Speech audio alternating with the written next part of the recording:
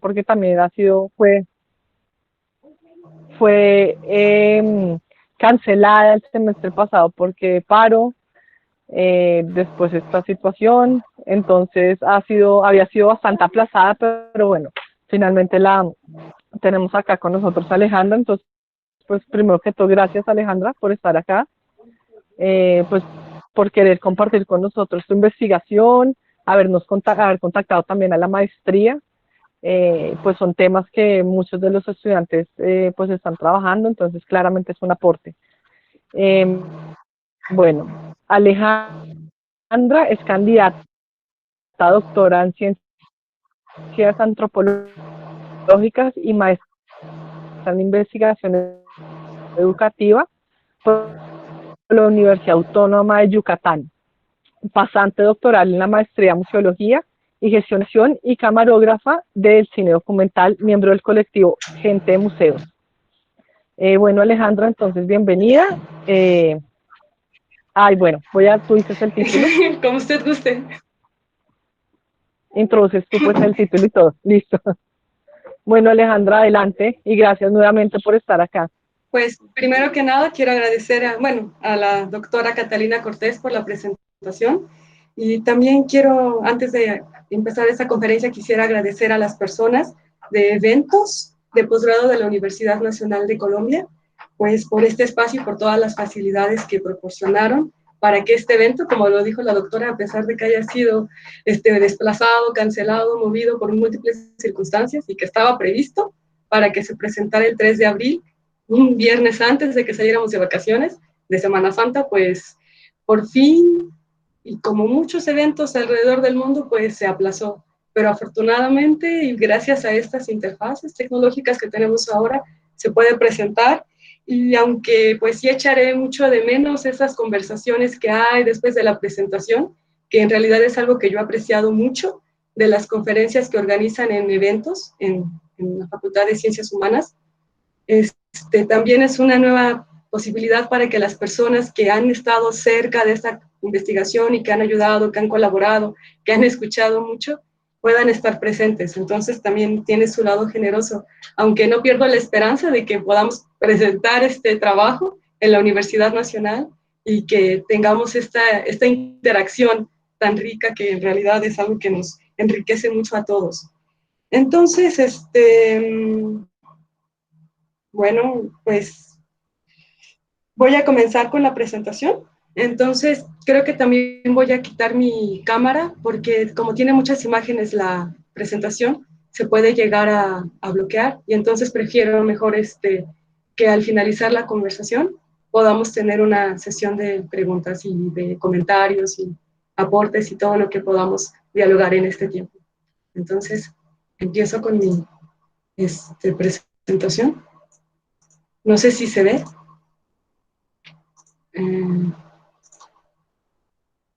No, aún no. ¿Aún no se ve? No, todavía no se está viendo, Alejandro. Me dicen cuando se vea. Creo que ya se va a empezar a ver.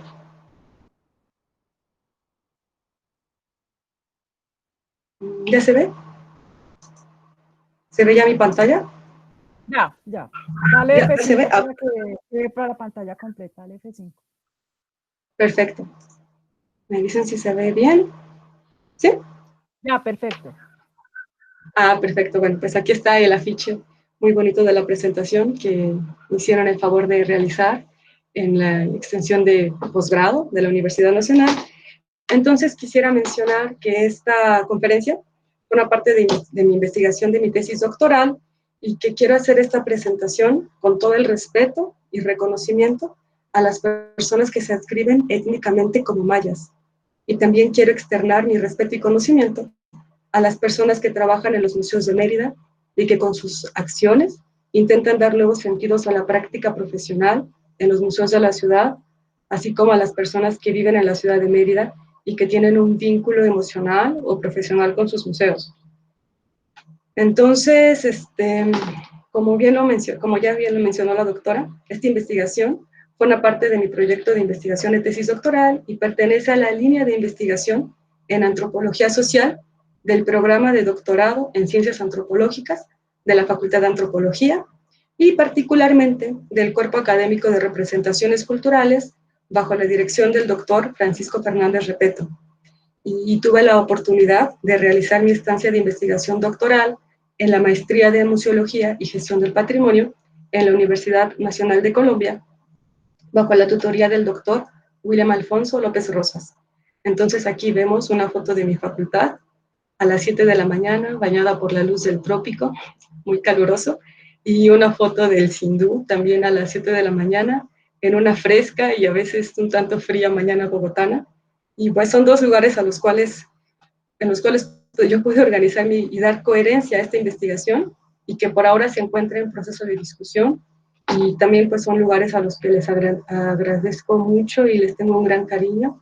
Y bueno, entonces esta conferencia tiene por nombre Representaciones Culturales del Pueblo Maya Yucateco en el Gran Museo del Mundo Maya de Mérida.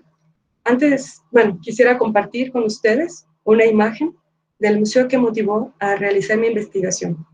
Esta la tomé en el año de 2018, fue el año en que hice mi trabajo de campo, y quiero contar con esta imagen las razones por las cuales hice de este museo mi proyecto de investigación doctoral. Pues mi ingreso al doctorado también representó el inicio de mi formación como antropóloga, a que aunque en 2002 yo tuve mi primer acercamiento con la disciplina antropológica, año que en realidad aún no logro explicarme por qué decidí cambiar de carrera, pero bueno, estudié comunicación, y aunque inicié mi carrera en formación universitaria como antropóloga en la Universidad Pública de Puebla, en ese periodo, muy breve, estuve en contacto con estudiantes que intentaban orientar sus trabajos de grado desde la antropología visual.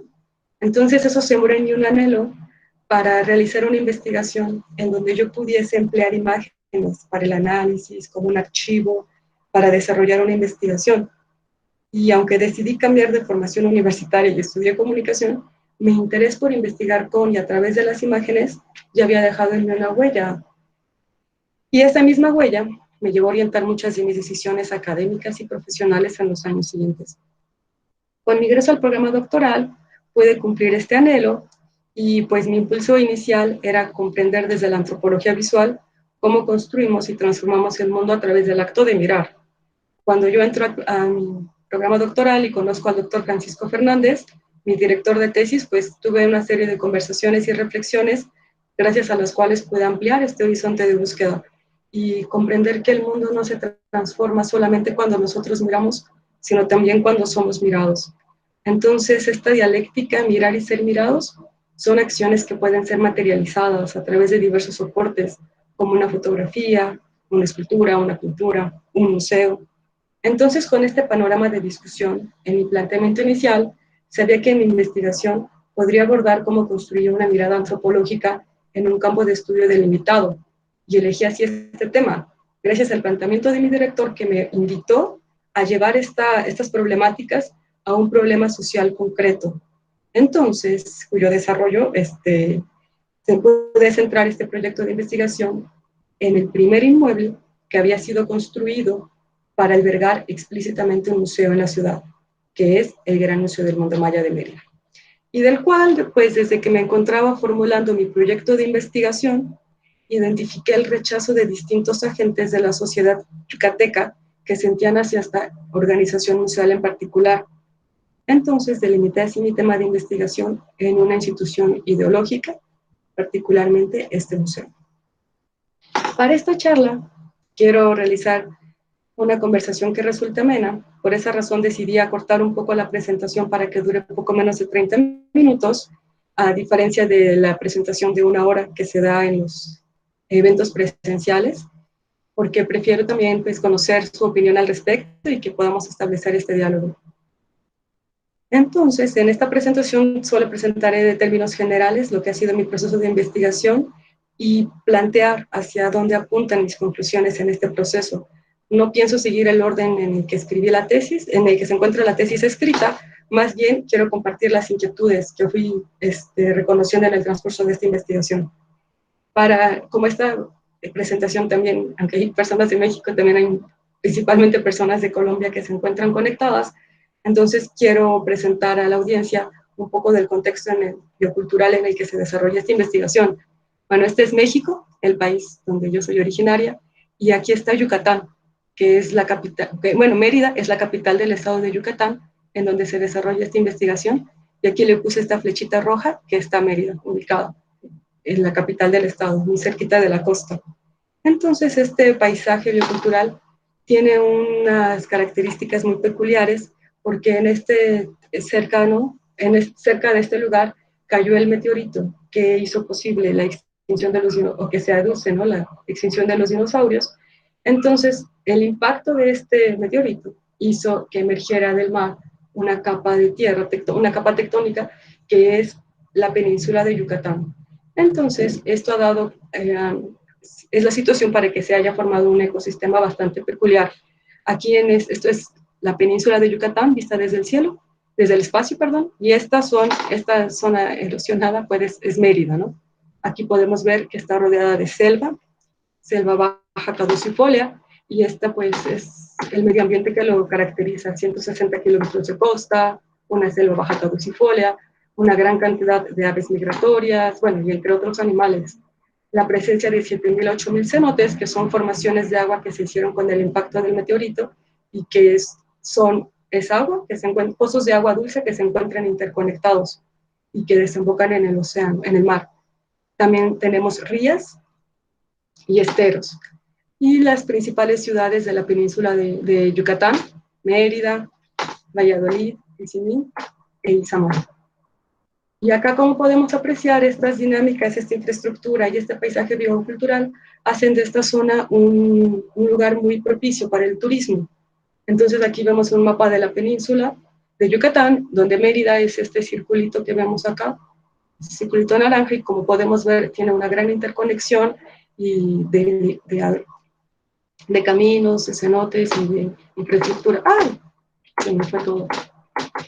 Entonces, perdón. ¡Ay! ¿Por qué se van todas? Entonces, acá hubo un error, no sé qué pasó. Entonces, bueno, voy a presentar tantito así para que, o no sé si no sé qué pasa. Entonces, bueno, estaba retomando la presentación de lo que ha significado el turismo cultural para la península. Bueno, estas son imágenes que creo que ya no las voy a poder pasar así como tenía previsto, de una por una, pero con ellas quiero expresar que la justificación que me lleva a plantearme esta investigación, pues yo encontré como una de las principales razones del rechazo que la sociedad sentía hacia ese museo. Entonces, la revisión de la literatura me sugirió que el rechazo de las comunidades hacia los museos pues no es un fenómeno social nuevo, y esta es una preocupación que ha sido ampliamente documentada en las ciencias sociales y en las humanidades. Entonces, en esta dirección encontré investigaciones que se han centrado en comprender las causas y manifestaciones de este rechazo.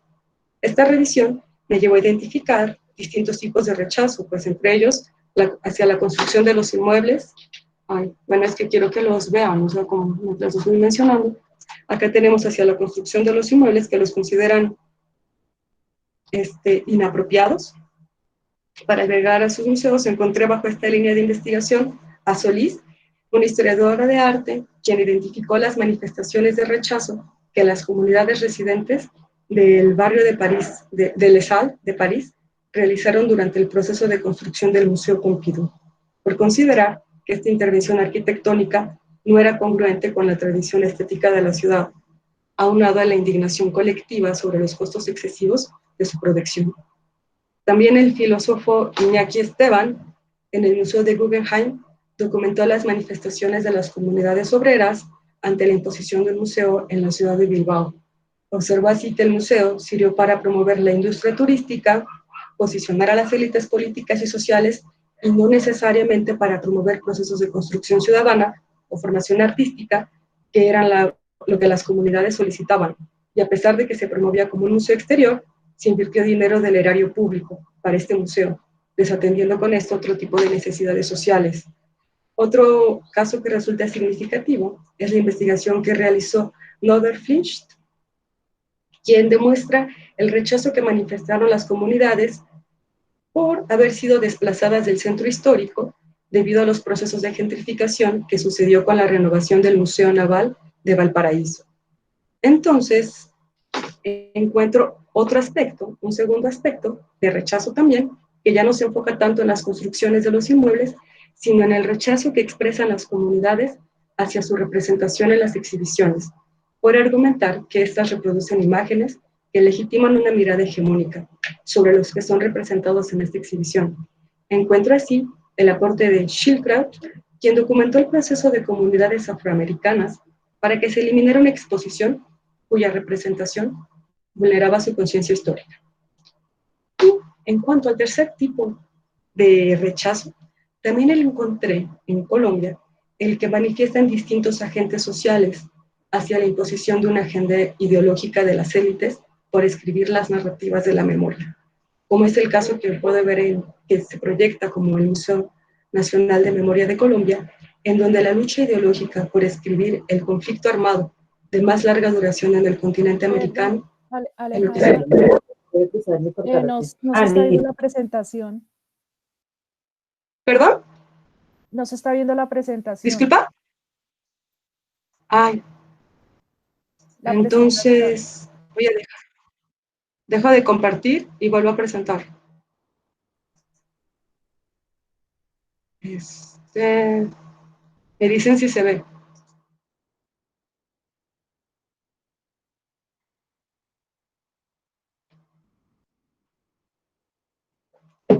¿Se ve? No.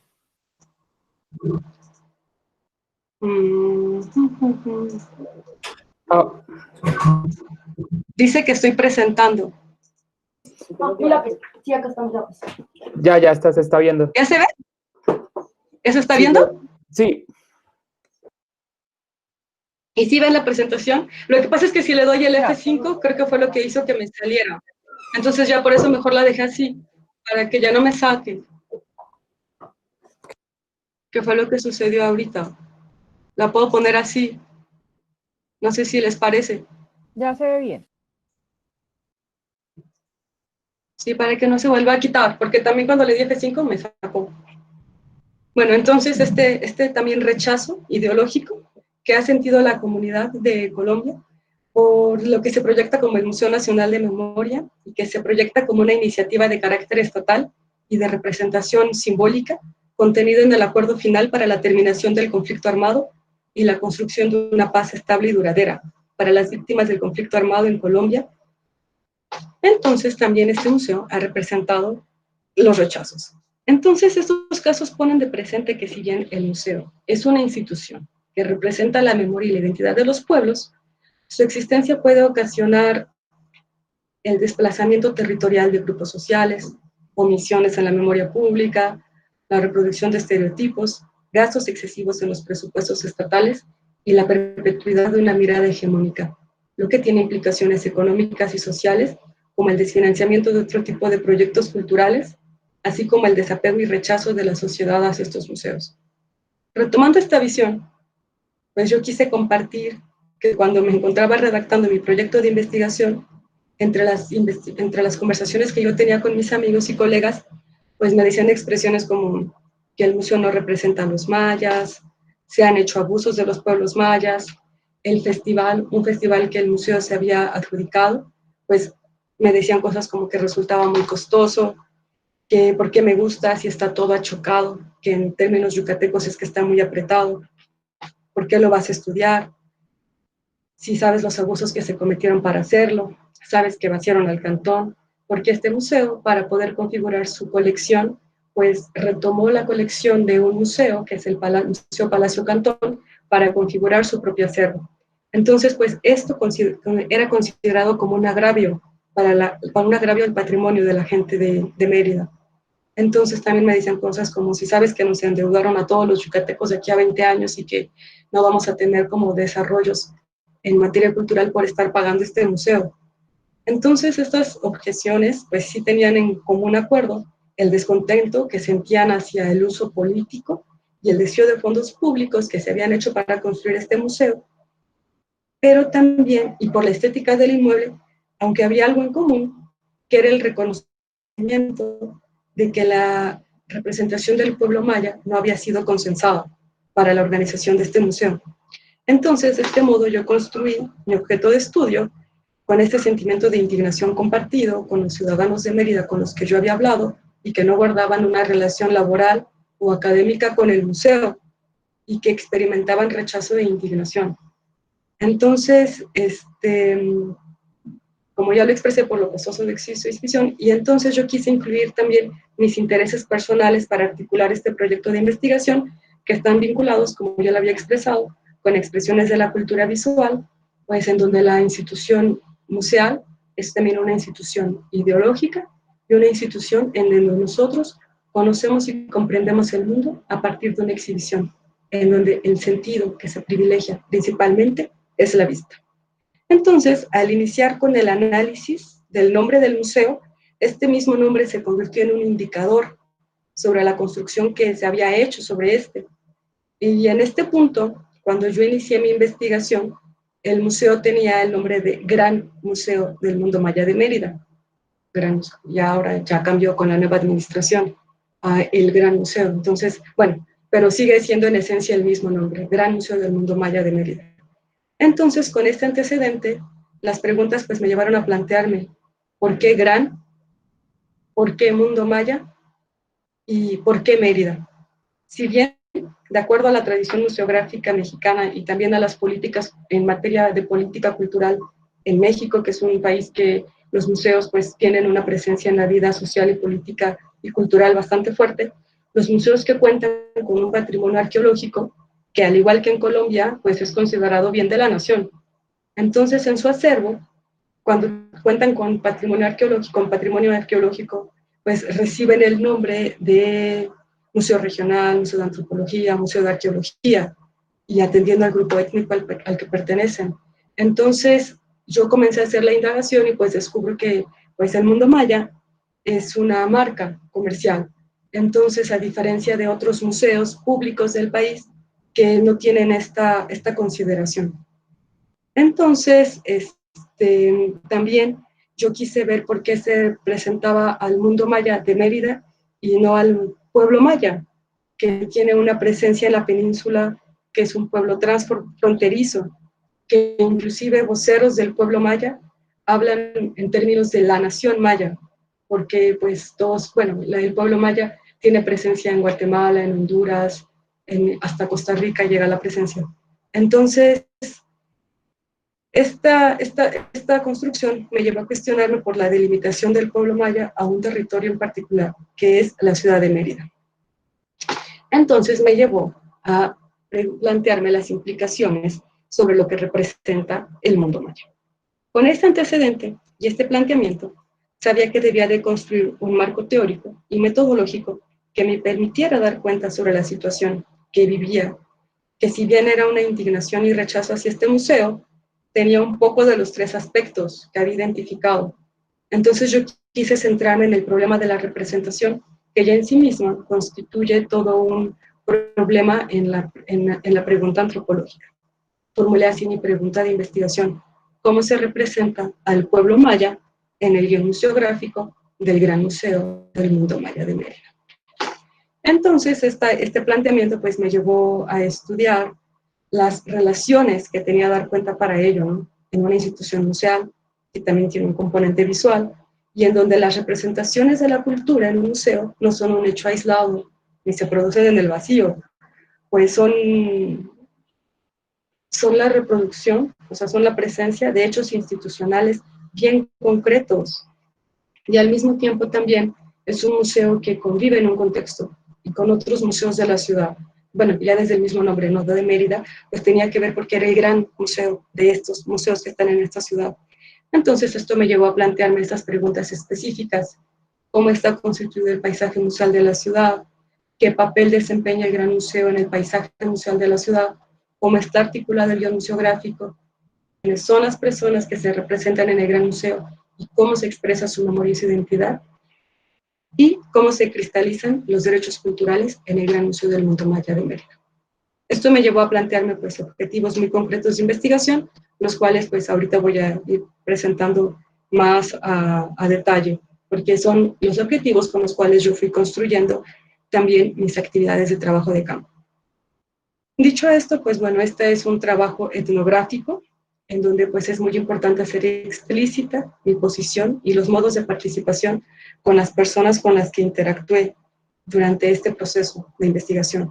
Y en este punto yo vinculé dos aproximaciones. Primero, pues mi papel de estudiante que me estaba formando como antropóloga, que tenía mi primera salida a campo y que de pronto tenía que ver 16 museos. Entonces era un poco complejo, ¿no? O sea, ya tener un trabajo de observación bastante extenso. Y también la observación, pues como lo advierte Spradley, tiene que venir acompañada de una participación. Entonces yo tenía que dejar claro cuál iba a ser mi participación con los museos. Entonces a mí me vino muy bien una lectura que tuve de García, no recuerdo el nombre de la autora, pero García nos dice que para referirse desde los museos, particularmente a las personas que se acercan a los museos con un fin de investigación concreto, pues el concepto de usuaria, a diferencia de un visitante que solamente se acerca al museo con fines de esparcimiento y de entretenimiento, ¿no? La usuaria ya tiene una pregunta muy concreta de investigación. Entonces, pues esto me dio la pauta para acercarme a los museos con este antecedente.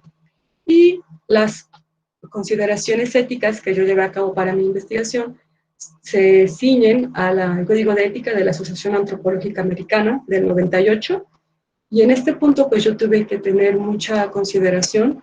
Voy a ver si ya funciona, porque creo que se ven un poquito raras las líneas estas que se llevan a cabo para irnos derechitos en la presentación, porque no me gusta cómo te va así. Creo que a ustedes también no les puede parecer muy agradable. Bueno, el Código de Ética, que es el consentimiento informado y el respeto a la propiedad intelectual, en donde pues también el museo tiene aquí una característica muy... No se va a poder. ¿Quién sabe qué le dice que ahora todo se corre solito?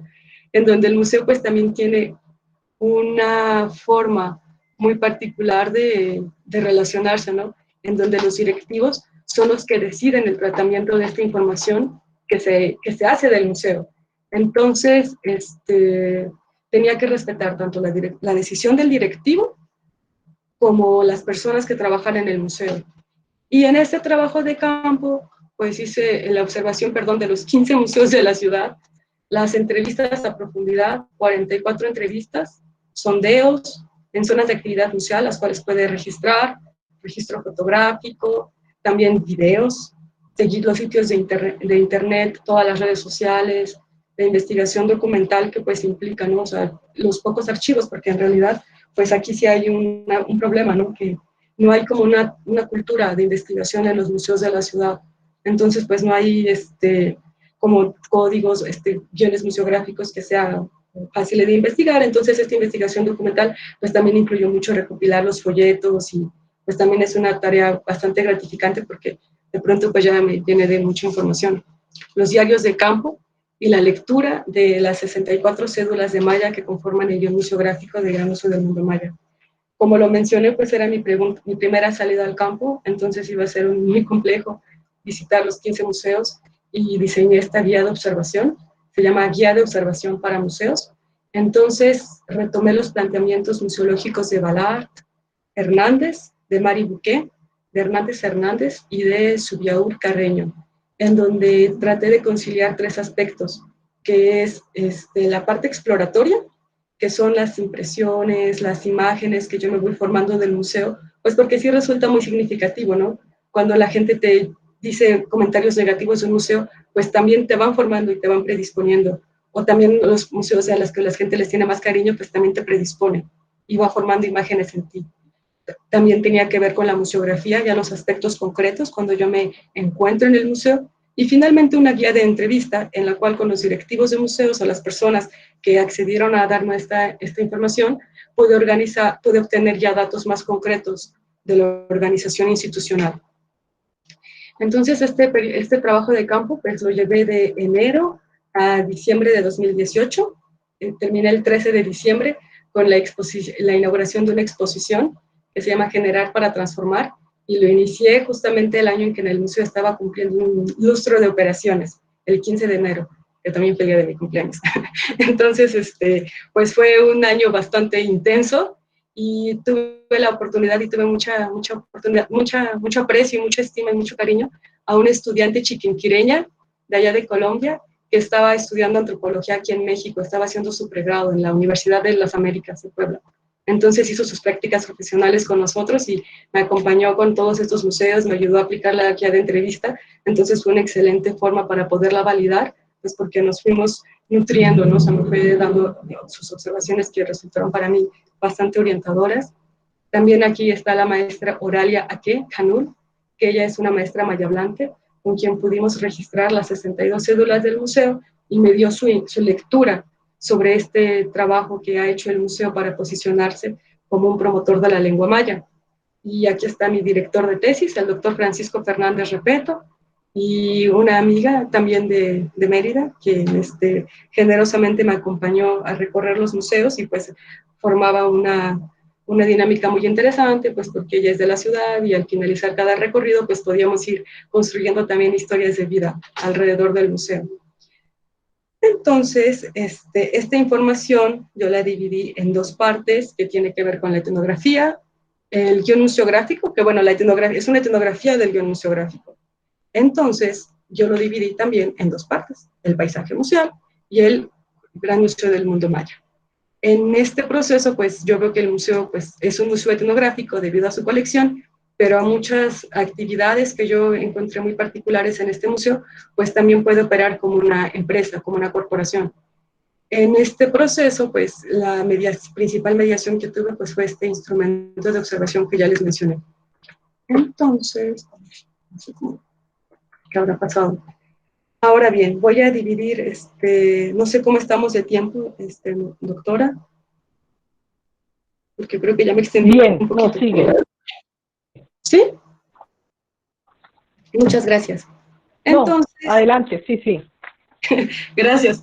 Entonces, pues para esta intervención intentaré presentar de manera bastante sintética estos resultados de investigación y la primera parte que tiene que ver con el paisaje museal, pues se encuentra en la propuesta del geógrafo Zoido sobre paisaje, una noción o una aproximación, mejor dicho, que refiere a las relaciones de poder que se establecen en un territorio con el fin de modelarlo. Esto nos deja en evidencia las decisiones estéticas, políticas, económicas, que articulan y dan forma a dicho territorio. En este caso, pues yo me enfocaré en las relaciones que han sido expresadas en las representaciones culturales de las instituciones museales de la ciudad.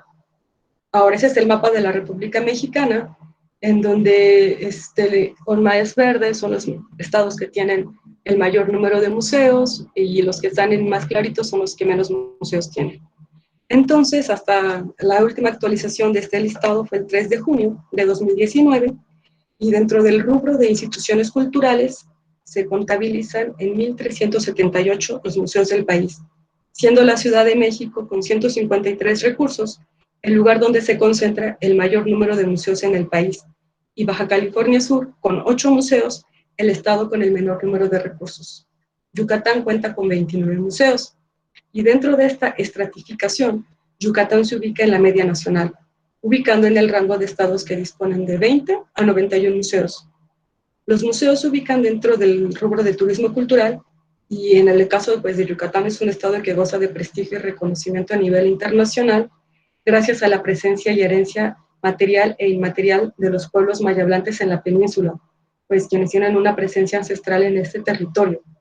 Y este legado genera expectativas en los visitantes de distintas partes del mundo. Tan es así que uno de los principales mecanismos de posicionamiento en el mercado turístico pues es la marca Mundo Maya, que es un programa federal que busca posicionar a la península de Yucatán gracias a la vida cultural de la región centrada en los pueblos originarios de la península, particularmente los pueblos mayablantes.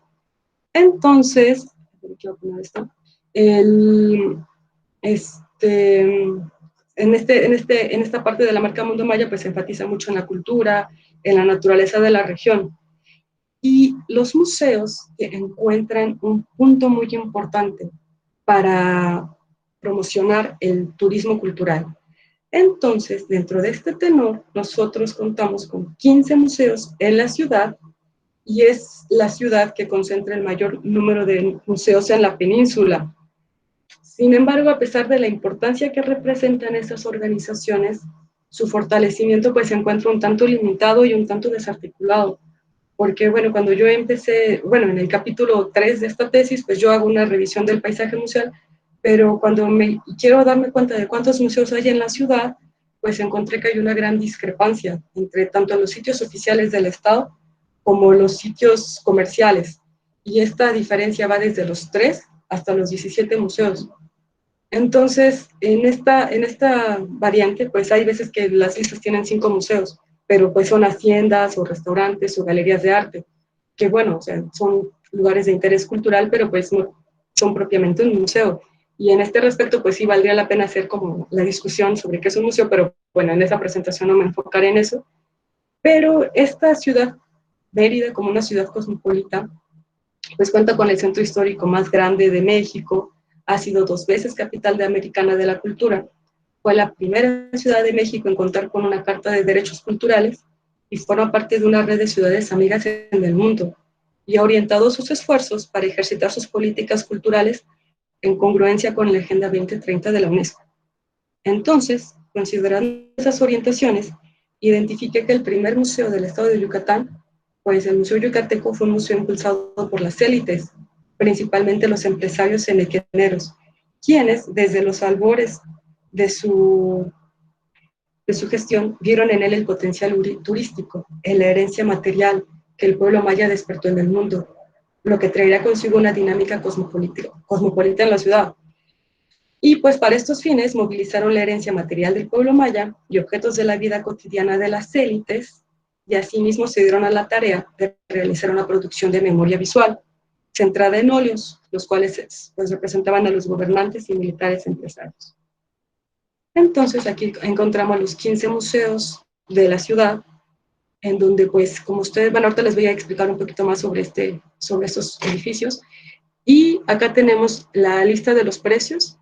En México creo que el dólar está ahora en 20 pesos, entonces muchos de esos museos, como pueden ver, son de acceso libre, los museos públicos, y los museos privados, bueno, este museo público tiene un costo de 55 pesos, que son aproximadamente casi 2.5 dólares, o 2 dólares aproximadamente. Bueno, otro museo privado que tiene un costo de 150 pesos, que es aproximadamente unos 7 dólares. Pero en su mayoría son museos bastante accesibles, y ese es el primer museo público-privado que se construye en la península, que es el Gran Museo del Mundo Maya de Mérida, cuyos precios van de 150 a 25 pesos. Entonces, en este proceso de configuración del paisaje museal, pues vamos a ver que, como bien lo mencioné, una de las primeras cuestiones que nosotros tenemos en consideración cuando articulamos un paisaje, pues es ver la estructura, la infraestructura que da orden y coherencia a este paisaje museal. Entonces, como yo ya lo dije, aquí hubo un gran interés de las élites bueno, eso tiene también un antecedente un poquito más allá, que es el expresidente de México, Porfirio Díaz.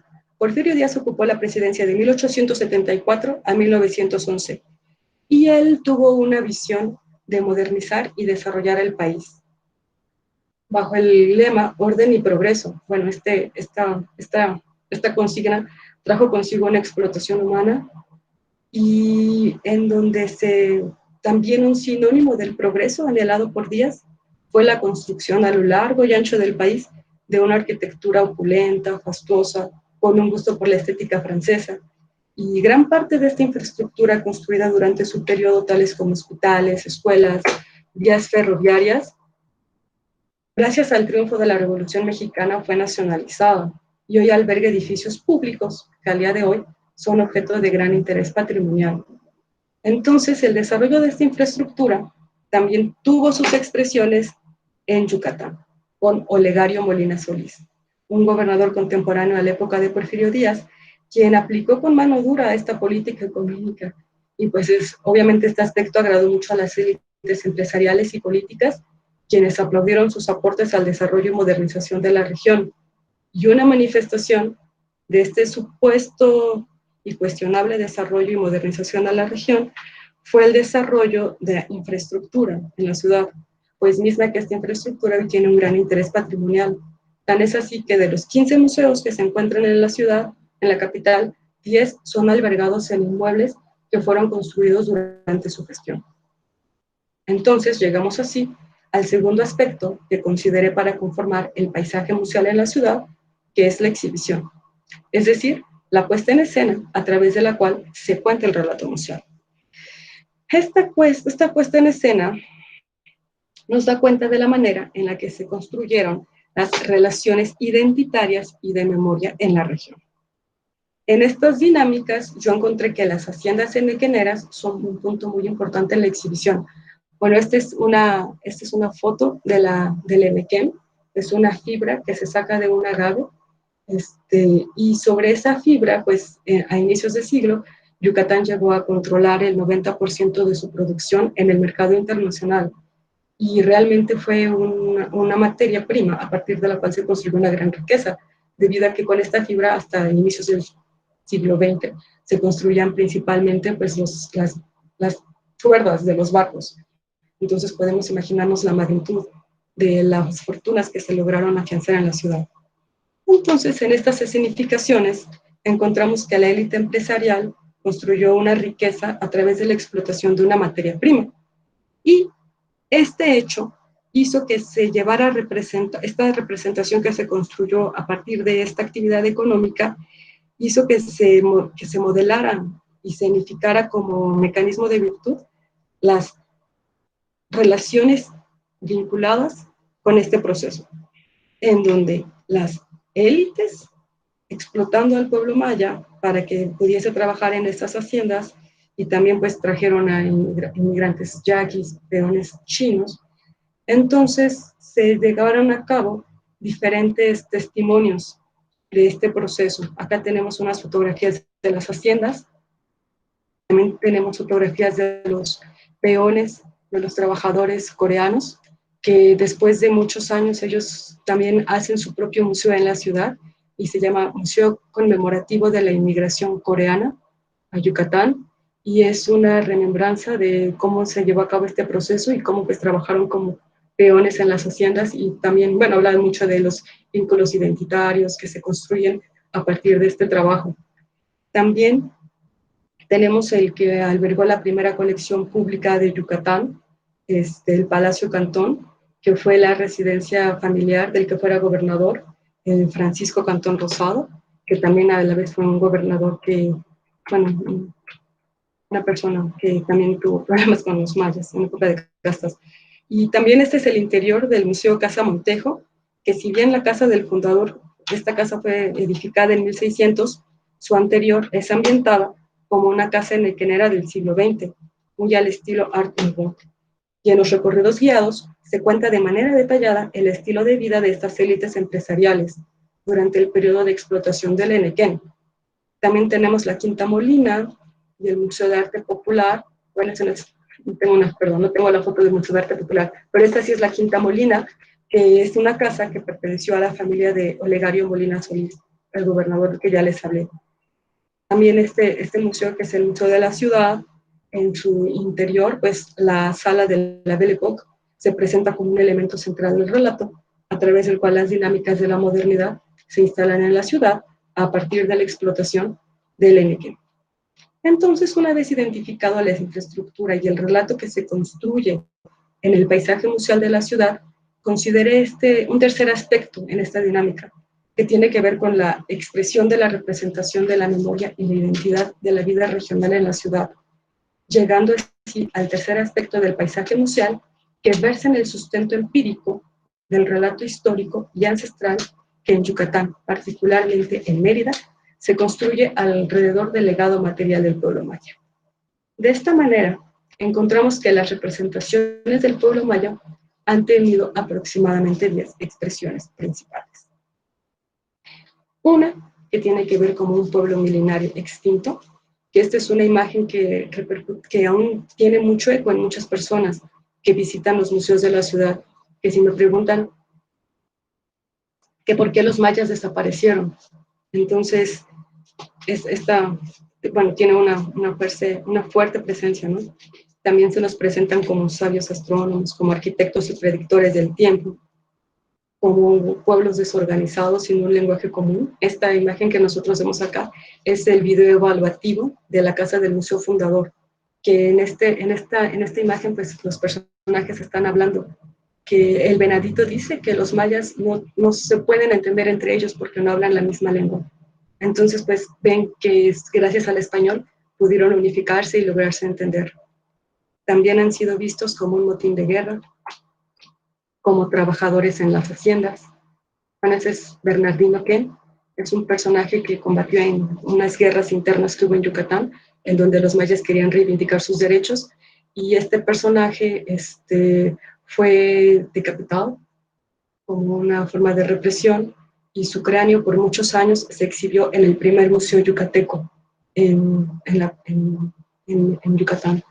Ya después, bajo distintos mecanismos de reparación simbólica, las comunidades mayas de Tiojosuco lograron recuperar el cráneo y lo exhiben en el Museo de Guerra de Castas de su comunidad, pero bueno, en un museo de Mérida se reproduce este cráneo con mecanismos bastante modernos, con ayuda de la Universidad de Moscú, y es que aún podemos tener este repústulo exhibido.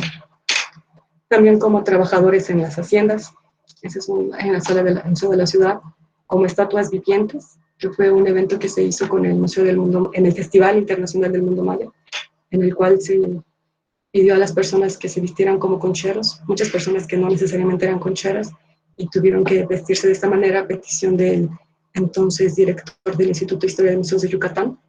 Y a pesar de que solo hay 60 concheros en la península, me dicen que tuvieron que inventarse de 200. También como revolucionarios hechos viento, como bordadoras ancestrales, y también como tesoros vivos. Entonces, llegando a este punto, me percaté de que a pesar de que el relato ancestral, bueno, finca la memoria de esta región a un pasado milenario y se sustenta en un legado material del pueblo maya, las representaciones del pueblo maya lo mostraban equivocadamente como un pueblo que había perecido, cuyos intentos por mantener la soberanía sobre el territorio habían sido aniquilados, y por consiguiente resultaban estáticas y petrificadas, resguardadas al paso del tiempo en las vitrinas. Y tan anclada está esta idea de un pueblo que pereció, que inclusive en los recorridos guiados del Museo del Fundador de la ciudad se expresa la teoría de que los sabios mayas desaparecieron y que no sabemos qué fue de ellos. Esas palabras pues a mí sí me resonaron muy fuerte y me dejaron pensando, mientras seguíamos el recorrido en una casa plateresca del siglo XVI, ambientada al estilo Art Nouveau, estilo que de acuerdo al recorrido guiado cobró gran popularidad entre los empresarios enequeneros del siglo XIX y XX. Entonces pensé que un paisaje museal no solo debía considerar las representaciones de los pueblos que se exhiben en las vitrinas, ni los discursos contenidos en los recorridos propuestos por los museos. También debía considerar las dinámicas de participación del paisaje museal de los distintos agentes que componen el territorio. Entonces, en mi interés por comprender cómo se representa el pueblo maya en este paisaje museal, me percaté que las dinámicas de la participación del pueblo maya hoy se encuentran no tienen una participación activa en la construcción del guión museográfico, y pues la investigación museal nos puede aportar elementos conceptuales y propuestas prácticas que hagan viable su inclusión. Entonces, llegando en este punto, me percaté de que a pesar de que el relato ancestral finca la memoria de esta región a un pasado milenario y que las representaciones del pueblo maya se muestran como un pueblo que ha perecido, una cuestión en la que yo noté que había como un faro de esperanza en esta situación, pues era en la participación del pueblo maya, que es dinámica, y me di cuenta que es a través del uso de su lengua en el paisaje museal. Entonces, bueno, hasta el día de hoy, en ningún museo de la ciudad de Mérida he encontrado un centro de investigación y de documentación de la lengua maya de carácter público. Y tampoco he encontrado como una propuesta concreta de los museos que me digan, que nos orienten a todos los usuarios, a todos los públicos en general, sobre cómo se piensa a incluir a los pueblos mayas en el paisaje museal. Pero bueno, si nos acercamos un poquito más, pues vemos que hay una fuerte presencia de los pueblos mayas que participan con su lengua en este paisaje museal. En este punto, pues también el museo que me interesa estudiar, y es un poquito de lo que yo voy a hablar, que tiene que ver también con el uso de la lengua en el paisaje. Trabajé con la doctora Oralia, con la maestra Oralia, perdón, y con la antropóloga Milena Cañón, para ver cuáles eran esas manifestaciones de la lengua maya en el relato museográfico del Gran Museo del Mundo Maya. Entonces, también quisimos, como el museo utiliza esta categoría de patrimonio inmaterial, nosotros quisimos ver qué entendían las personas maya hablantes sobre lo que es la lengua maya. Entonces ellos dicen que su lengua es un patrimonio, pues porque es comunitaria, ancestral, generacional, tiene una gramática propia, una literatura que es la lengua más escrita en México y tiene la presencia de soportes digitales escritos. Y esto sin considerar toda la música que se está haciendo en lengua maya, ¿no? Videos, entonces en realidad es impresionante la riqueza de estas aproximaciones. Entonces, nuevamente volvemos a la manera en la que organicé mis datos y llevamos la vista hacia la derecha y nos vamos hacia el museo, Gran Museo del Mundo Maya. Nuevamente volvemos al museo en el cual yo realizo mi investigación y entonces acá quisimos ver cómo se llevan a cabo la representación de la lengua maya en el museo. Bueno, acá tengo la operacionalización de mi concepto, que es el que estoy trabajando. Como lo podemos ver, tengo este marco enorme de referencia que es la antropología visual, y también yo estoy viendo un museo etnográfico, pero lo estoy viendo como una institución ideológica, que como ya lo vimos anteriormente, representa los intereses tanto políticos y económicos de las clases, de las élites empresariales, bueno, también políticas. En este punto, yo encuentro materialidad de esta institución a través de las representaciones culturales, que es esta materialidad que tiene el guion museográfico. Y esto me permite ver dos categorías importantes, que es la memoria y la identidad de un pueblo, a partir de un guion museográfico, en términos museales. Sobre este guion, yo me doy cuenta que el guion museográfico no es solo la exhibición, no es solo la participación de la gente, o sea, son muchas cosas, bueno, son 5 cosas, que identifique las políticas culturales, las poéticas de la exhibición, prácticas deontológicas, la proyección organizacional y la participación de la comunidad representada. Lo que la vista, el examen de este trabajo etnográfico me hizo ver que yo estaba viendo también un museo corporativo. A este esquema de interpretación yo le denominé esquema interpretativo de las 5 P's, porque me di cuenta que todas empezaban con P's, entonces fue interesante esta como similitud, ¿no? Ahora, en el problema de alteridad que yo estoy viendo, cuando yo veo el mundo maya, el gran uso del mundo maya, pues acá saltan, ¿no?, 3 conceptos que, revisando los catálogos del museo, veo que son usados de manera pues bastante particular, ¿no? Cultura maya, etnia maya. Bueno, acá ya no incluí raza maya, porque solo hay una mención a la raza maya en el guion museográfico, entonces no, digo, sí es importante discutirlo, pero no formo parte de mi análisis porque solo hay una mención. Pero pues el pueblo maya, que es la categoría que yo prefiero usar para referirme al grupo étnico. Y ahora voy a decir por qué. Bueno, la cultura, como todos lo sabemos, tiene que ver con el aspecto performático. La etnia ya tiene una construcción basada en la cultura que reconocen ciertas comunidades, en donde se reconoce un pasado común con seres humanos que se reconocen semejantes entre sí. Y estas fronteras con otros grupos se definen por la autoadscripción. Esto es la propuesta de Barth. Y un pueblo, retomo la postura de Quintal, que es una antropóloga yucateca y ha estudiado muy de cerca al pueblo maya, y pues también quiero retomar esta visión, que dice que un pueblo es un grupo humano que comparte un modo de organización comunal que tiene sentido en un territorio determinado. Aquí también quisiera añadir la visión de Rodrigo Llanes, un antropólogo también yucateco, que viendo cómo se construye la etnicidad en Yucatán, pues él llega a este punto, ¿no?, de que vamos a tomar la categoría del pueblo maya porque también tiene una connotación política. Entonces, bueno, este es un poco de la construcción del mundo maya. El mundo maya es una propuesta de investigación de un mapa turístico que tiene su primer antecedente en 1989 en una publicación que se hace de la revista National Geographic y que nos dice que es The Lands of the Maya, ¿no? El mundo maya.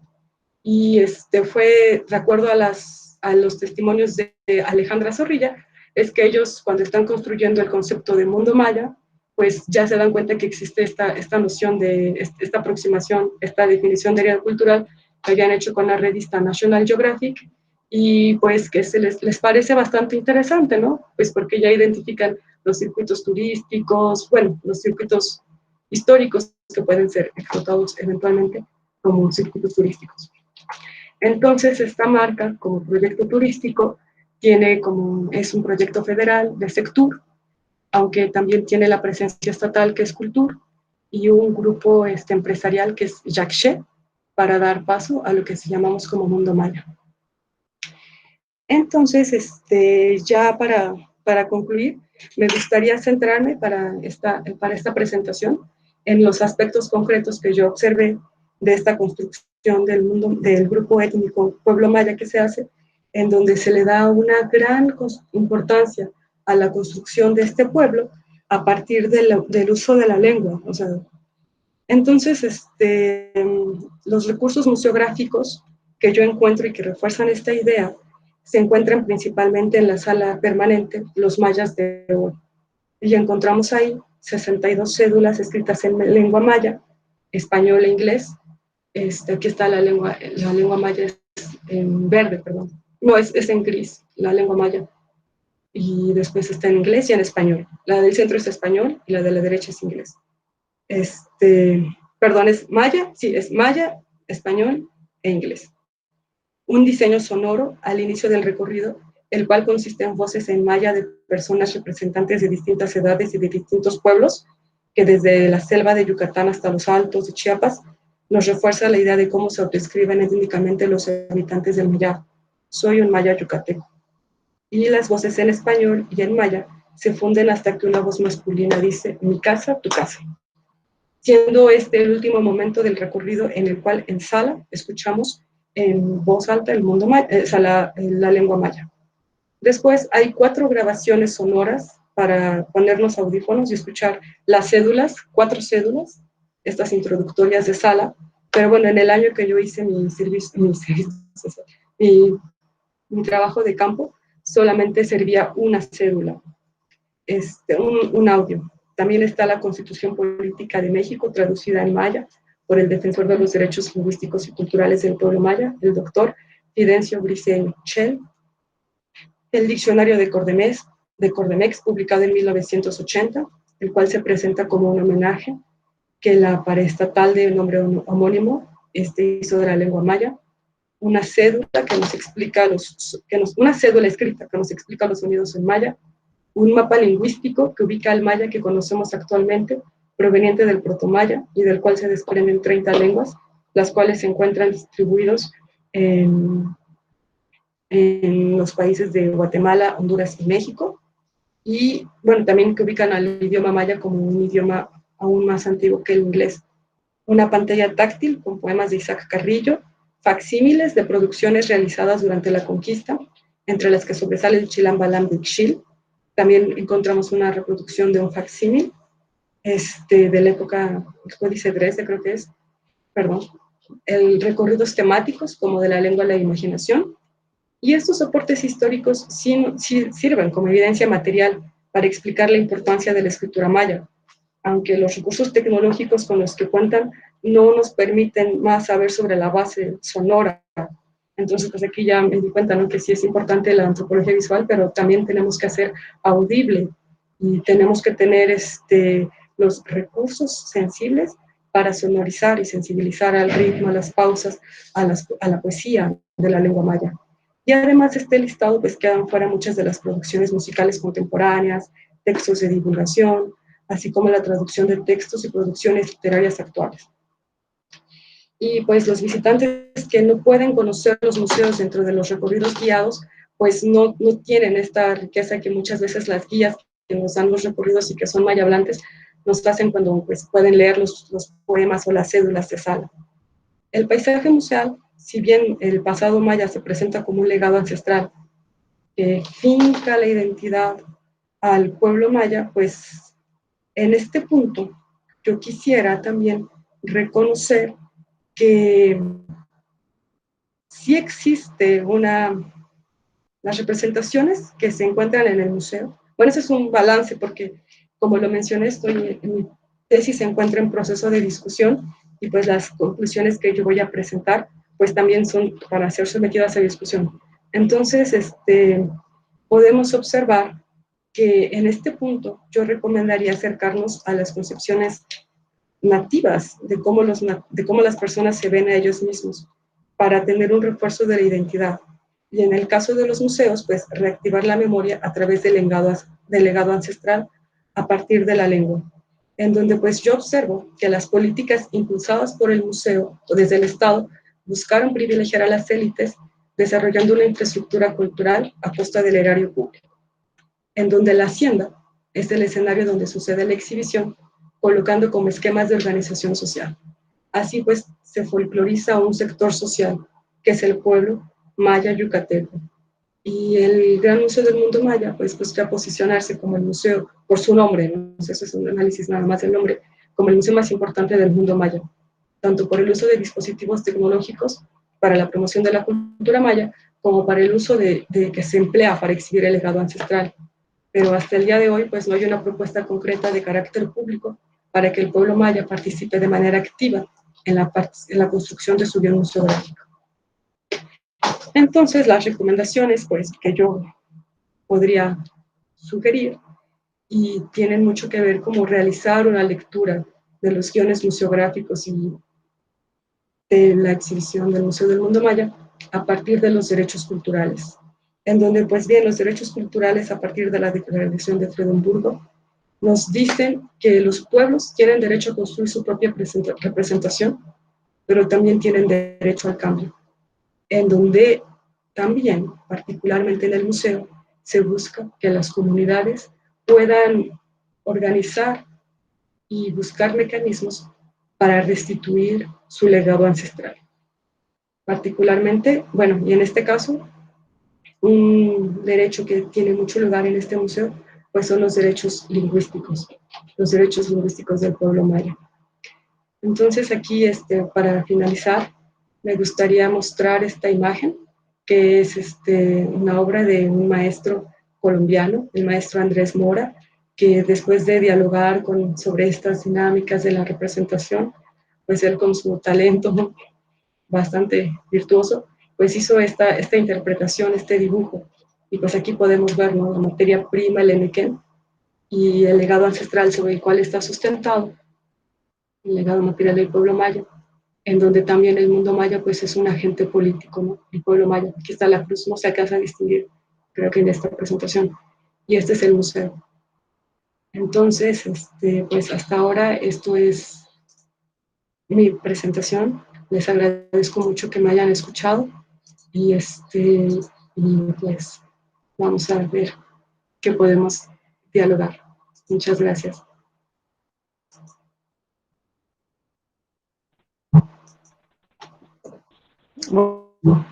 Bueno, muchas gracias, Alejandra. Continuamos con la sesión de preguntas. Entonces, adelante, pues, para hacerle preguntas a Alejandra.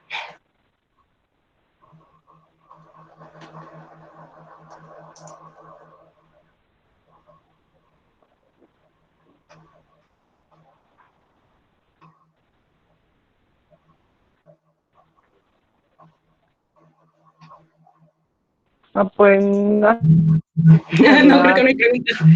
pues, Comentarios. a voz o también los que no tengan o quieran escribirlas en el chat. ¿Vamos Creo a que escribir las Rosana. preguntas en el chat o podemos decirlas así directamente? Pues podemos decirlas, ¿no? Directamente. Rosana. Sí, claro. Sí, hola Sí, Alejandra, también se puede abrir el micrófono.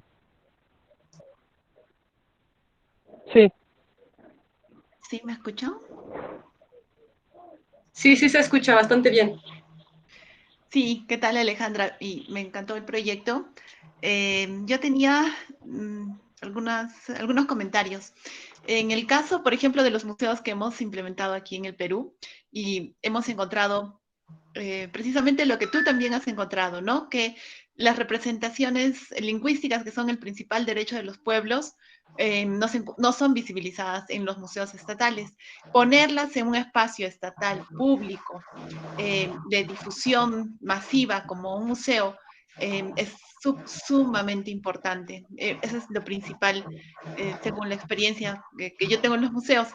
Pero por otro lado, y ahí va mi pregunta, también son los otros significados simbólicos que podemos dar, otros elementos, tipo, por ejemplo, si exhibimos parte de los ancestros o la cosmovisión de los pueblos, en tu caso los pueblos mayas, ¿cómo es que nosotros nos aproximamos toda la visión que tiene el museo acerca de estos aspectos? ¿Cómo es que los presentamos? Que vaya también obviamente en congruencia con la parte de la conservación preventiva, con parte de los protocolos que tenemos todos nuestros museos, pero lo que encuentro es que no logramos integrar la visión que tenemos como pueblos originarios y transmitirla dentro de nuestros museos, ¿no? Y esa es parte, creo, también de todo el legado, concepto que tienen los museos, de alguna manera con un enfoque occidental. Ese es mi comentario y felicitaciones por el trabajo, me gustó mucho.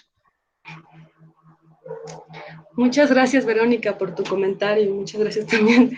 Mira, claro que sí, mira, desde las políticas culturales, en este museo particularmente, para la construcción de este museo se hizo una reforma de políticas y se quiso crear un instituto, ¿no? Que es el Instituto de Historia y Museos de Yucatán.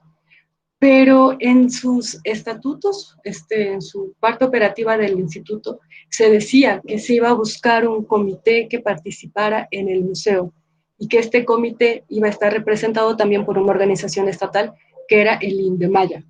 Bueno, pues cuando yo fui a entrevistar a las personas del INDEMAYA, pues me dijeron que realmente cuando iban al museo, pues no tenían como esta representación, que no habían sido incluidos en el guión museográfico, que sí había una petición por parte de diferentes actores, gestores culturales para desarrollar actividades, pero no eran consideradas en cuenta.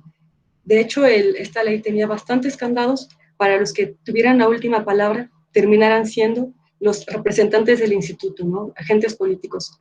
¿Qué pasó? Con el cambio de gobierno, desapareció este instituto, que pues muchos museos no estaban de acuerdo con él, pero no vino sí vino una participación en las actividades del museo, tan es así que yo por primera vez vi una exhibición, en una presentación, una puesta de teatro en la nueva administración, hablada en maya, pero no hay como una participación para que representantes del pueblo maya sean ellos quienes tengan una incidencia directa en la construcción del guión museográfico, en la construcción de su exhibición, de su representación. Entonces, pues sobre esta base sí habría que buscar mecanismos. Y no se van a desarrollar esos mecanismos mientras que mientras que no haya esta también figura política. Eso por lo pronto es como una primera aproximación que yo podría sugerir, que se vinculen políticamente esas instituciones con representantes del pueblo maya. Muchas gracias, Verónica. Creo que también Carlos pidió la palabra.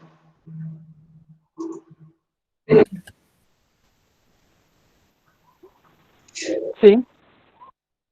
Ah, sí, cierto, Rosana. Me parece que va primero Rosana. Buenas tardes, bueno, gracias, Carlos. Mira, Alejandra, la verdad que escuchando tu presentación, me di cuenta de que nosotros en general vivenciamos el museo como un espacio cultural que ayuda a rescatar la cultura, ayuda a rescatar la historia, y quizás acá en Uruguay lo vivenciamos como algo vinculado netamente al pasado, porque quizás al ser un país donde predomina un mestizaje, donde predominó una fuerte migración europea y perdimos la cultura indígena, vos ahora estás investigando una cultura que aún pervive, porque los mayas continúan con sus ceremonias, sus rituales, uno puede visitar una comunidad, mantienen su lengua, sus costumbres, su idiosincrasia, es decir, toda su cosmovisión. Estás investigando una cultura viva, en todos los sentidos de la palabra. Y no sé si te has puesto a pensar o no en eso, porque quizás a veces hay situaciones que son muy cotidianas para uno y para otros es algo bien, bien diverso. A mí se me ocurrió esto ahora, que en general vinculamos al museo con artefactos y con todo lo que representa el pasado, pero vos estás estudiando una cultura que pertenece al presente.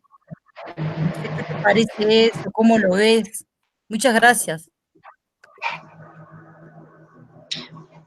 Muchas gracias, Rosana. Mira, también quisiera vincular creo que tiene una vinculación este momento, pero en la entrevista yo pude hablar con un defensor de los derechos humanos, lingüísticos y culturales del pueblo maya, que es el doctor Fidencio Briceño Chel. De hecho, él trabajó en la traducción de las cédulas del museo, las cédulas que están en maya, y él me dijo que pues pues estaba muy entusiasmado, ¿no? Con un pueblo, con un museo que representara al pueblo maya. Entonces, cuando él ve la exhibición, cómo se está llevando a cabo, pues ya no está muy de acuerdo con el museo y decide, pues mejor, se enoja, acaba su trabajo. De hecho, pues la lectura que hace la maestra Oralia Akekanul, pues está muy, muy impresionada, ¿no? De leer tanto en maya, porque no estamos, ella nunca había leído como esta visión tan académica en la lengua. Pero el doctor Fidencio Briceño me dice que no está de acuerdo con la exhibición y entonces decide culminar con su trabajo, y aún cuando el museo fue inaugurado, él decide no entrar al museo. Y pues cuando yo lo entrevisté, el museo ya tenía un lustro de estar funcionando y yo veía al doctor Fidencio pues muy activo en las conferencias, en las actividades que se llevan a cabo en el museo, pero no había entrado a la sala de exhibición. Entonces yo le pregunté qué tendría que pasar para que él entrara al museo. Y él me responde, pues que nos tomen en cuenta. Esto a mí me sugirió muchas cosas, porque pues sí hay una parte, ¿no? En la que pues son los pueblos mayas, hacen sus rituales, sus eventos, como pudo suceder también, por ejemplo, bueno, ese es otro ejemplo que quisiera mencionar también, que pasó en Colombia. Pero bueno, ellos no han sido incluidos para construir su propia representación en el museo. Y esto es parte de los derechos culturales, en el cual se busca que sean las comunidades de quienes se exhibe su patrimonio, que sean quienes participen activamente en esta exhibición. A pesar de que el doctor Fidencio no se siente representado en esta exhibición, pues hay algunas mujeres que son bordadoras que cuando están frente a hay un momento en la sala de exhibición del museo que hay una vitrina con los ternos de los hipiles, que es el vestido típico de Yucatán. Entonces, cuando he visto con las mujeres mayablantes esta exhibición, pues se sienten muy contentas, dicen, nos tomaron en cuenta, qué bueno que hay bordados, y se sienten maravilladas, se sienten representadas. Entonces yo sí creo que hay todo un trabajo detrás que se tiene que hacer, en el cual se busquen mecanismos para poder llevar a cabo una representación consensuada. Si bien no todos bueno, sería lo ideal del museo, ¿no? Que todos los agentes que se encuentren representados se sientan parte y que se sientan que pueden ver su cultura en este lugar, pero pues eso es algo que también se tiene que plantear, y creo que hasta el día de hoy en mi investigación yo no lo he podido ver.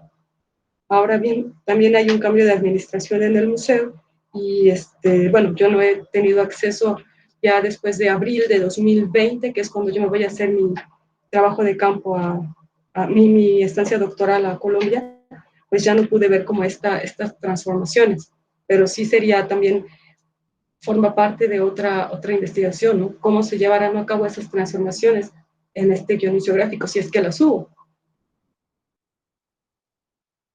No sé si es tu pregunta.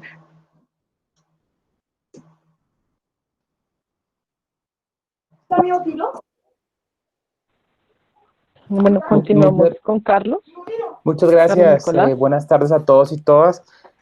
Primero, felicitar a Alejandra por su charla, y pues es un tema muy importante para la museología latinoamericana, y te felicito y te agradezco por esta charla. Quisiera decir primero que en relación al tema que acaban de hablar, algo que me queda es que estamos hablando de la construcción de discursos, como tú bien lo dices, de discursos y de ideologías, pero esto tiene que ver con cuando se escriben discursos de unos para otros.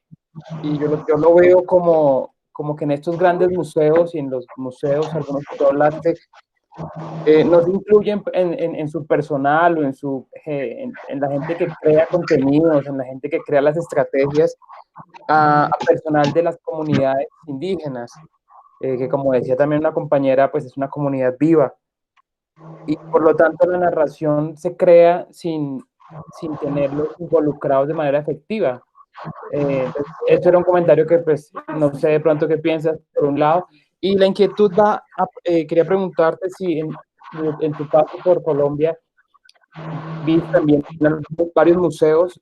No sé cómo podrías de pronto hacer una relación entre los que viste en Colombia en la representación indígena en museos en relación o en comparación con el tema que hablaste hoy. Gracias. Muchas gracias, Carlos, por la pregunta. Bueno, pues creo que respecto a la primera, pues tiene que ver también con esa parte, ¿no? O sea, sí pueden presentar una actividad, pero es el museo quien les invita a presentar esa actividad. Lo ideal sería que sean las comunidades quienes también construyan, propongan, que vean.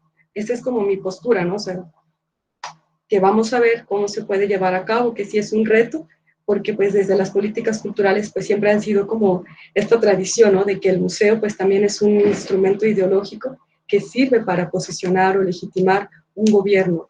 Tan es así que cuando termina el gobierno que diseñó este museo, que lo proyectó, pues terminó en el Palacio de la Música, haciendo mención de que hizo 2 museos durante su gestión. Entonces, pues es algo que también representa mucho, ¿no? A las élites, al gobierno, habla como de modernidad, de cultura política, de ciudadanía, pero tenemos que ver que no sea ese el objetivo del museo. Eso por un lado. Y creo que, bueno, lo mencionaré nuevamente, pero creo que es bien importante, ¿no? Que se mencione que sí es clave que las personas que son representadas en el museo sean quienes colaboren directamente en la creación y reformulación del guión museográfico. Por ejemplo, procesos de repatriación. Hasta el día de hoy no he visto, creo que en ningún museo de Yucatán, un proceso que se solicite la restitución de por ejemplo, hay un terno que es el terno que utilizó María Huicá en Guerra de Castas, y se le prestó a Peón Contreras cuando estaba haciendo el primer museo de Yucatán. Este terno se fue a la Universidad de Harvard y está en el Peabody Museum, a pesar de que los descendientes de la Santa Madre Patrona María Huicá, sus descendientes han pedido la restitución de este mantel, ¿no? De la Cruz Verde, y que no ha sido devuelto. Entonces, pues también es parte de esta restitución simbólica, que forma parte también de los derechos culturales. Respecto a lo que yo vi en los museos de Colombia, pues a mí sí me llamó mucho la atención algo semejante que yo vi en el Museo del Oro, bueno, que también desde el mismo nombre nos da mucho de qué pensar, ¿no? Porque se privilegia a la materia prima y no lo que representa para esta comunidad.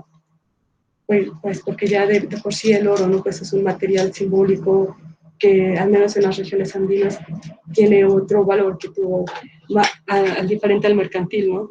Y pues cuando yo veo esta sala, que es la sala principal del Museo del Oro, en donde se presenta el tesoro, ¿cómo se llama este tesoro? El tesoro que fue encontrado en Tunja.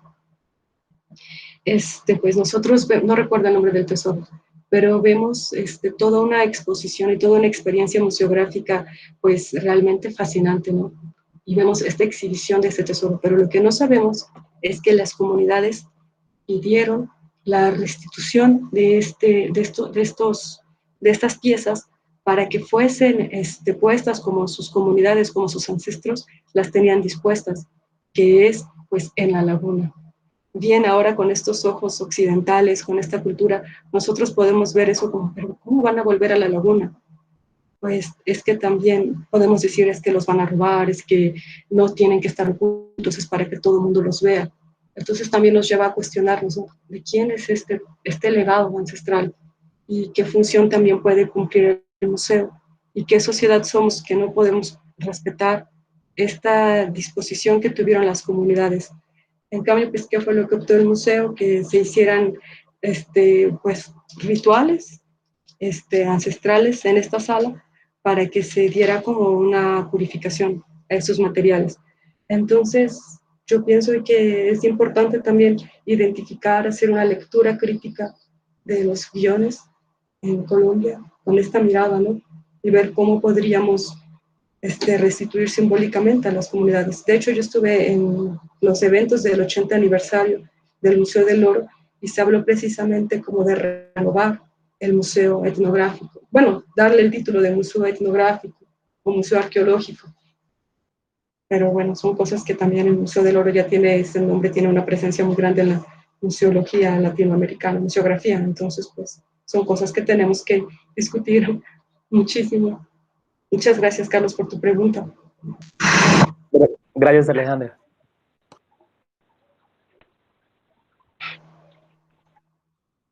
Gracias, Alejandra. ¿Hay alguien más que tenga preguntas, comentarios?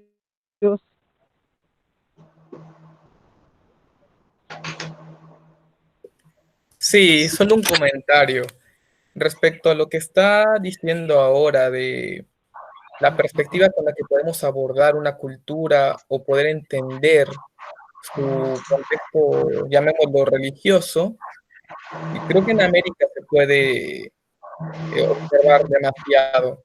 Y desde una experiencia personal, estábamos en la laguna de Xicabal, en Guatemala, y hay bueno, es una laguna que está considerada sagrada de tiempo prehispánico, ¿verdad?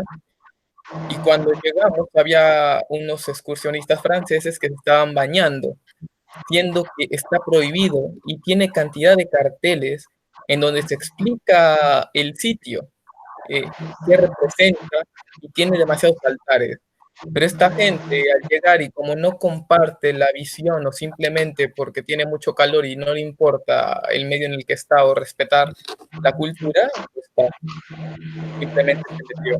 Y bueno, era ligado con lo que estaba mencionando Alejandra ahorita de la mira con la que luego se puede tener el enfoque de los diferentes contextos.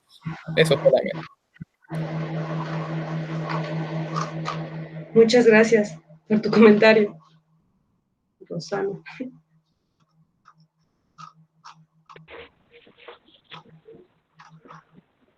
Bueno, muchas gracias. No sé, últimos comentarios, preguntas para cerrar.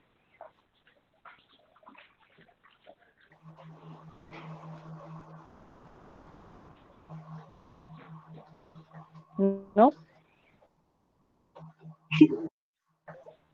Bueno, Alejandra, muchas gracias por tu intervención. Hola, buenas tardes. ¿Me escucha? Para Sí. decir algo. Julieta, creo que quiere. Sí, hola, ¿qué tal? Mi nombre es Julieta, estoy haciendo el doctorado también en la UADY. Y justo yo estoy trabajando las representaciones sociales de los niños, buscando un poco esta idea de qué es aquello que los niños valoran, que buscan reflejar de sí mismo, de aquella herencia cultural, más en el término que se utiliza en inglés que el término en español de patrimonio. Tu presentación se me hizo súper interesante, manejas como muchos conceptos que me ayudaron a aclarar muchas ideas. Y mi pregunta iría más como, o sea, después de lo que has visto, o sea, escuché que estás todavía en la parte de la discusión de tu tesis, pero a grandes rasgos, ¿cuál podría ser como tu propuesta para integrar, más allá de un solo grupo, más allá de la representación social general que se ha hecho del pueblo maya, incluso como lo plantea este Rodrigo, como lo llega a plantear el Afani? O sea, ¿cómo podríamos integrar como todas estas representaciones pueblo maya yucateco, digamos, porque no es como una sola que exista, ¿no? O sea, por ahí iría un poquito mi pregunta. Gracias. Muchas gracias. ¿Eres Laura? ¿Laura, verdad? Julieta. Muchas gracias. Muchas gracias, Julieta, por tu pregunta.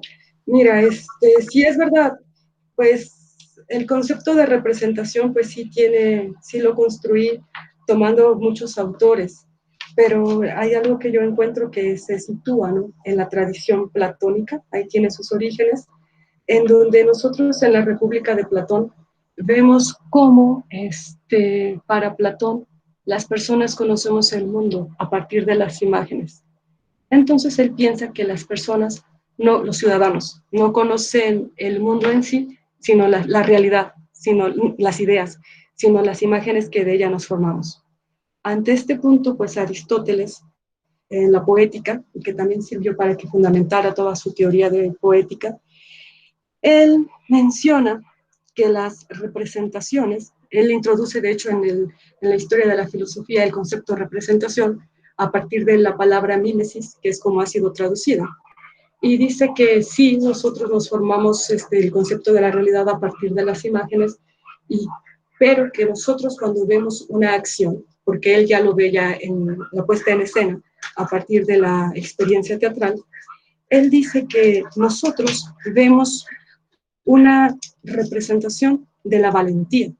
No vemos a Edipo Rey siendo valiente, no vemos su coraje, no vemos su lucha, vemos una representación universal a este aspecto.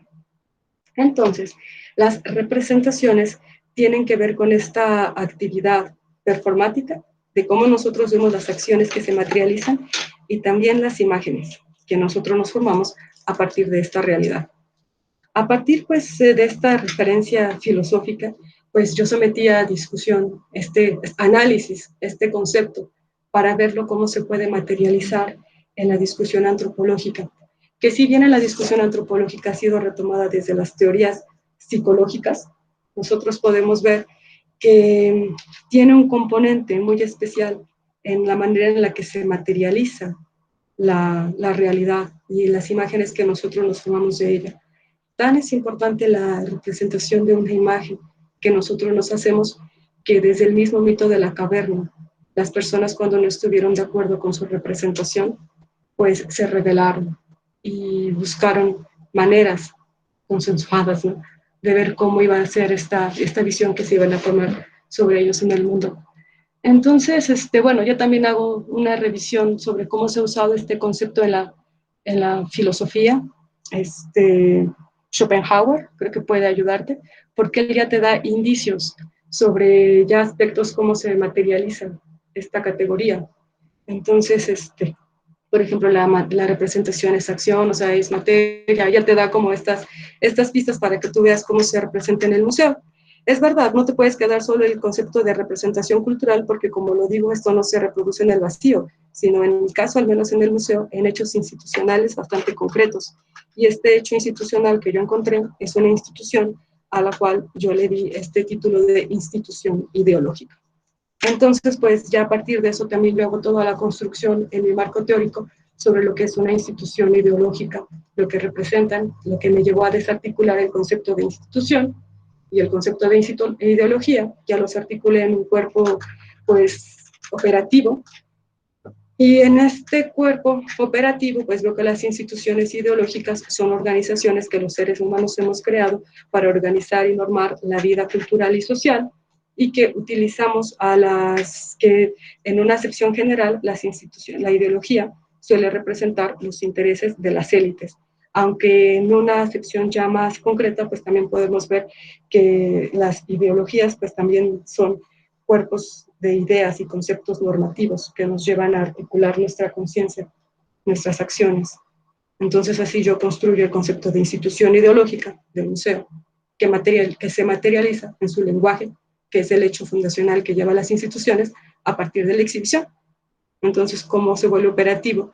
Este lenguaje es lo que yo vine a tratar de presentar esta mañana, y espero que haya sido un poquito clara la manera en cómo se operacionalizó este concepto. Gracias.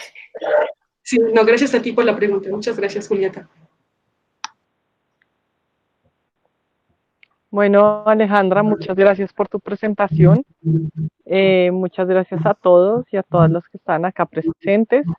Las preguntas, la presentación de Alejandra, pues creo que ha sido una buena sesión y pues creo que pues ahí está, o sea, podemos seguir en contacto con Alejandra. Esperamos también conocer como ya los últimos resultados, Alejandra, nos gustaría, entonces pues para que sigas en contacto con la maestría.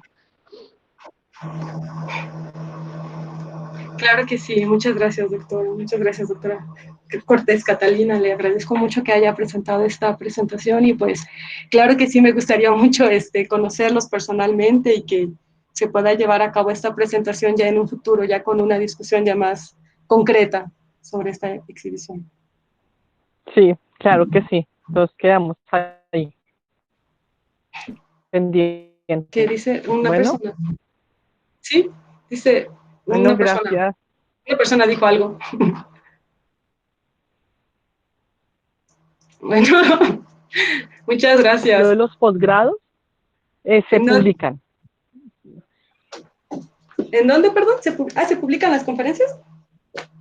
Sí, todas las conferencias del ciclo de posgrados quedan publicadas, o sea, quedan en YouTube, pero están, o sea, van a quedar en la página de la maestría, de los posgrados de antropología, de la nacional. Entonces, todas se van subiendo y la idea es que, o sea, se graban y todas quedan públicas, ¿vale? Claro que sí. Muchísimas gracias. Muchas gracias por su aceptación y por su invitación y a todos los que escucharon. Bueno, lo mismo. No, gracias a ti, Alejandra. Muy interesante. Muchas gracias, doctora. Que esté muy bien. Bonito día. Hasta luego.